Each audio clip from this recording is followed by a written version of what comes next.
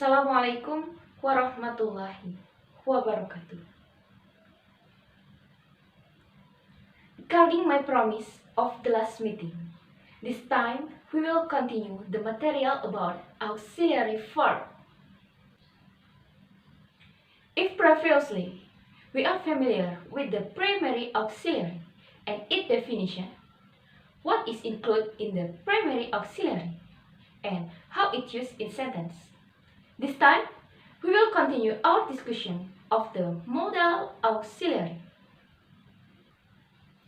Jadi, pada pertemuan kali ini, kita akan melanjutkan materi tentang auxiliary verb dan bagian-bagiannya. Jika sebelumnya kita sudah membahas tentang primary auxiliary, berikut macam-macamnya dan penggunaannya dalam kalimat, maka pada pertemuan kali ini, kita akan membahas tentang jenis auxiliary yang kedua, yakni modal verb. What is it? What are they? And how is it used in sentence?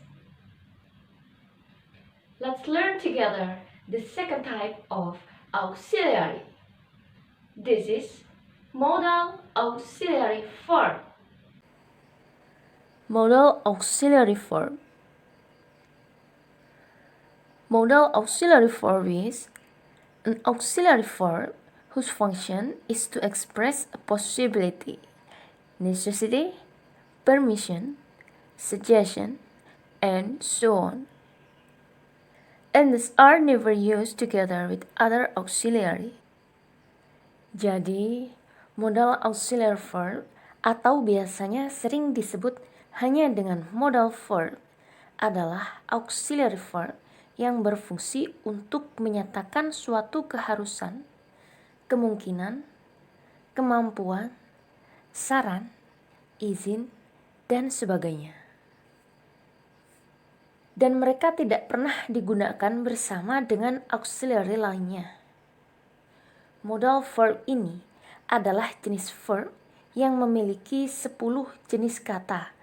Mereka adalah can, could, may, might, must, ought to, shall, should, will, dan would. Keep in mind, both auxiliary verb and modal verbs are auxiliary verb, but both of them have significant difference. Jadi, baik auxiliary verb maupun modal verb, keduanya sama-sama diartikan sebagai kata kerja bantu. Akan tetapi, kedua kata kerja bantu ini memiliki perbedaan yang sangat signifikan. Di manakah letak perbedaannya? Modals atau modal verb memiliki arti literal. Sedangkan auxiliary verb selain modals tidak memiliki arti literal. Maksudnya adalah, di samping sebagai kata bantu, tiap-tiap kata bantu modals memiliki arti literal masing-masing. Mereka adalah can dan could memiliki arti literal sama, yakni dapat. Shall dan will juga memiliki arti literal yang sama, yakni akan. Kemudian, should dan would memiliki arti akan seharusnya. Must artinya harus.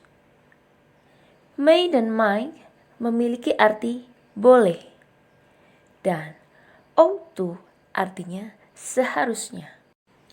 Sedangkan auxiliary verb yang lain selain modal verb tidak memiliki arti literal. Mereka hanya memberikan penjelasan pada kata kerja utama atau main verb. Untuk memudahkan pemahaman, kita akan tuangkan tiap-tiap modal auxiliary di atas penggunaannya dalam contoh-contoh kalimat berikut. Yang pertama, modal verb can, artinya dapat. Can digunakan untuk menyatakan kemampuan. Contoh penggunaannya dalam kalimat. I can do everything by myself. Saya dapat mengerjakan apapun sendiri. Yang kedua, modal verb could, artinya juga dapat atau bisa. Could juga digunakan untuk menyatakan kemampuan, tetapi could merupakan modal untuk past tense atau lampau, atau bisa digunakan ketika pembicaraan lebih formal. Contoh penggunaannya dalam kalimat. When I was young, I could do everything better. Ketika saya masih muda, saya mengerjakan segala sesuatu dengan lebih baik. Modal verb yang ketiga adalah may, yang artinya boleh atau mungkin. May digunakan untuk menyatakan kemungkinan. Contoh penerapannya dalam kalimat. May I borrow your pencil? Bolehkah saya meminjam pensil kamu? Atau, Cindy may be sad because my words last time. Cindy mungkin sedih karena kata-kataku tadi. Modal verb yang keempat adalah might, artinya sama dengan may, yakni mungkin. Might juga digunakan untuk menyatakan kemungkinan seperti may, tetapi kemungkinan di sini lebih tidak pasti dan bisa juga digunakan dalam pembicaraan yang lebih formal. Contoh penerapannya dalam kalimat adalah Nuria might do her master degree in London next year. Nuria mungkin melakukan studi magisternya di London tahun depan. Modal verb selanjutnya atau yang kelima adalah must. Must artinya harus. Must ini fungsinya adalah untuk menyatakan suatu keharusan. Contoh penggunaannya dalam kalimat. I must go now. Saya harus pergi sekarang. Modal verb yang keenam adalah ought to, artinya adalah seharusnya. Ought to ini fungsinya untuk menyatakan suatu keharusan atau kewajiban sesuatu. Artinya lebih dari sekedar harus. Contohnya dalam kalimat seperti berikut. You ought to study hard to get the best grades. Kamu seharusnya lebih giat belajar untuk mendapatkan nilai terbaik. Modal verb ketujuh yakni shall, yang artinya akan.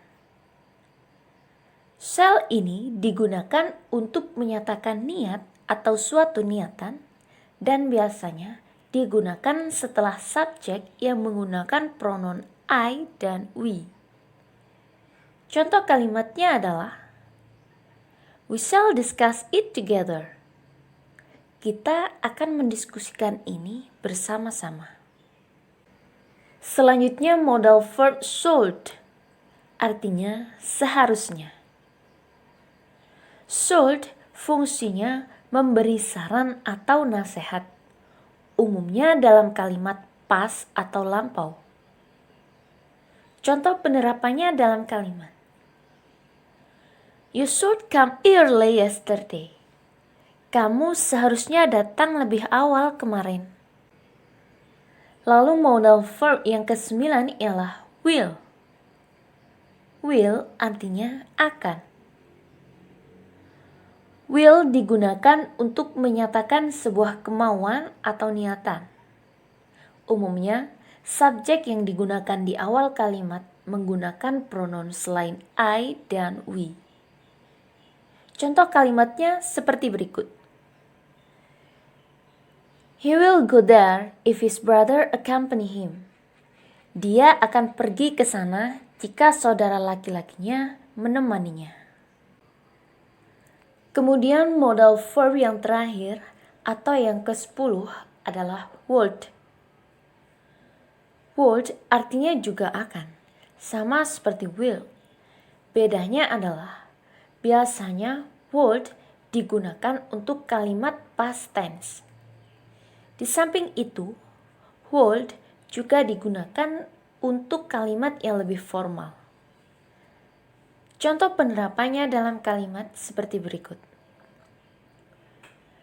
I will give you a beautiful souvenir if you come on time last week.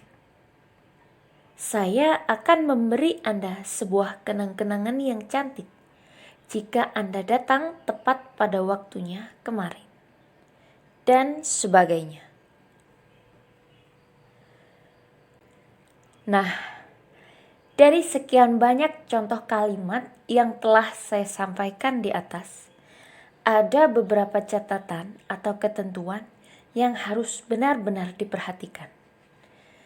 Karena jika hal ini diabaikan, maka dapat merubah makna dalam sebuah kalimat atau bahkan menghilangkan makna tersebut. Ketentuan tersebut adalah kata kerja yang digunakan setelah modal verb adalah verb satu murni tanpa to atau disebut bar infinitif. Misalnya, jika ada kalimat seperti berikut, maka kalimat tersebut salah. Contohnya, she must to help her mother. Penempatan to help salah. Yang benar adalah she must help her mother. Dia harus membantu ibunya. Jadi, setelah modal verb must langsung help, yakni bar infinitif tanpa to. Ketentuan yang kedua adalah setiap modals tidak boleh ditambah dengan s atau es atau ed atau ing. Jika kita menemukan kalimat seperti berikut ini, maka kalimat tersebut salah. Contohnya, Andre can speak English well. Penempatan s setelah can menjadi cans itu salah. Yang benar adalah Andre can speak English well. Andre dapat berbicara bahasa Inggris dengan baik.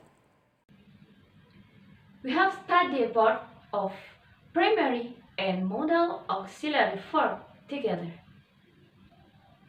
I know it's very easy and there is no significant difficulty for you in learning it.